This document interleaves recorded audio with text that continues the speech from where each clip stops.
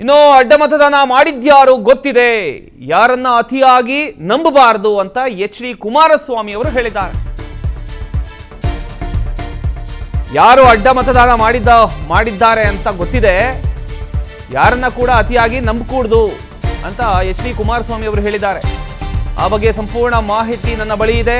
ನಮಗೆ ನಿಜವಾದ ಅಗ್ನಿ ಪರೀಕ್ಷೆ ಇರೋದು 2028ರಲ್ಲಿ. ಹೀಗಂತ ಮೈಸೂರಲ್ಲಿ ಕೇಂದ್ರ ಸಚಿವರಾಗಿರತಕ್ಕಂಥ ಕುಮಾರಸ್ವಾಮಿ ಅವರು ಹೇಳಿಕೆಯನ್ನು ಕೊಟ್ಟಿದ್ದಾರೆ. ಕೇಳಿಸ್ತಾರೆ. ಯಾರು ಕ್ರಾಸ್ ಔಟ್ ಮಾಡಿದ್ದಾರೆ ನನ್ನ ಹತ್ರ ಸಂಪೂರ್ಣ ಮಾಹಿತಿ ಇದೆ, ಸಂಪೂರ್ಣವಾದ ಮಾಹಿತಿ ಇಟ್ಕೊಂಡಿದ್ದೆ. ಅದರಿಂದ ನಾನೇನು ವಿಚಲಿತನಾಗಿಲ್ಲ. ಯಾರ್ಯಾರು ಕ್ರಾಸ್ ಔಟ್ ಮಾಡಿದ್ದಾರೆ ಅಂತಕ್ಕಂಥದ್ದು ಮೊದಲೇ ನಾನು ನಿರೀಕ್ಷೆನೂ ಇಟ್ಕೊಂಡಿದ್ದೆ, ಅದು ಯಾರಿಂದ ಹೋಗುತ್ತೆ ಅಂತ ಇದೆ. ಅದರಿಂದ ಇದೇನು ಈ ಚುನಾವಣೆಯ ಫಲಿತಾಂಶ ಕ್ರಾಸ್ ಔಟಿಂಗು ನನಗೇನು ಯಾವುದೇ ರೀತಿ ಆಘಾತ ಅಚ್ಚರಿ ಯಾವುದೂ ಉಂಟು ಮಾಡಿಲ್ಲ. ಮೊದಲೇ ನನಗೆ ಇದರ ಅರಿವು ಇಟ್ಕೊಂಡಿದ್ದೆ. ಅದರಿಂದ ನಾನು ಹೆಚ್ಚಿಗೆ ನಮ್ಮಲ್ಲಿ 4 ಜನ ಮಾಡಿ ಯಾರು ಅಂತಕ್ಕಂಥದ್ದು ಗೊತ್ತಾಗಿದೆ.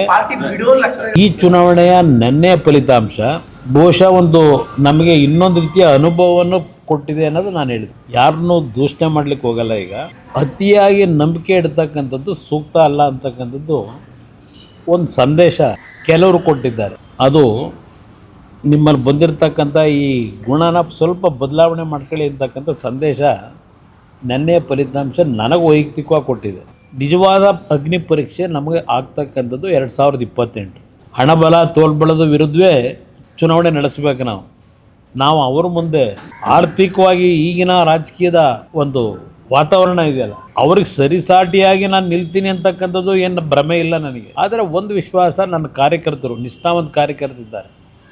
ಶಾಸಕರಾಗಿ ಎಲ್ಲಿ ಹೋಗ್ತಕ್ಕಂಥದ್ದು ಈ ಪಕ್ಷದಲ್ಲಿ ಹಲವಾರು ಪ್ರಕರಣಗಳು ಹಿಂದಿಂದ ನಡ್ಕೊಂಡು ಬಂದಿದೆ. ಆದರೂ ಕಾರ್ಯಕರ್ತರು ಈ ಪಕ್ಷ ಏನು ಉಳಿಸಿದ್ದಾರೆ, ಅವ್ರ ಪಾಪ ಎಲ್ಲರನ್ನು ಉಳಿಸ್ಕೋಬೇಕು ಅಂತ ಟ್ರೈ ಮಾಡ್ತಾರೆ. ಆದರೆ ಆ ದೇವೇಗೌಡರು ಇಟ್ಕೊಂಡಿರ್ತಕ್ಕಂಥ ದೇವೇಗೌಡರು, ಈ ದೇವೇಗೌಡರಲ್ಲ, ಅಲ್ಲಿ ಬೆಂಗಳೂರಿದ್ದಲ್ಲ ಆ ದೇವೇಗೌಡರು, ಅವರು ಇಟ್ಕೊಂಡಿರ್ತಕ್ಕಂಥ ಒಂದು ಆತ್ಮೀಯತೆ, ವ್ಯಾಮೋಹ, ಒಂದು ನಂಬಿಕೆ ಉಳಿಸ್ಕೊಳ್ಳದೆ ಇದ್ರೆ ಏನು ಮಾಡೋಕ್ಕಾಯ್ತದೆ. ಈ ವಿಷಯದಲ್ಲಿ ಯಾವುದೇ ಕಾರಣಕ್ಕೂ ಬರೀ ಇದೊಂದೇ ಅಲ್ಲ, ಹಲವಾರು ಕ್ಷೇತ್ರದಲ್ಲಿ ಇದೇ ಇದೆ ಅವರಿಗೆ, ದೇವೇಗೌಡರಿಗೆ. ಏನು ಮಾಡೋದು ನಾವು? ಕೊನೆಗೆ ನೀವು ಹೇಳ್ದಂಗೆ ಅವರಿಗೆ ಗೌರವ ಕೊಡಬೇಕು ಅಂತೇಳಿ ಕೆಲವು ವಿಷಯದಲ್ಲಿ ಅವರು ತೆಗೆದುಕೊಳ್ತಕ್ಕಂಥ ನಿರ್ಧಾರಕ್ಕೆ ತಲೆಬಾಗಿದ್ದೇವೆ.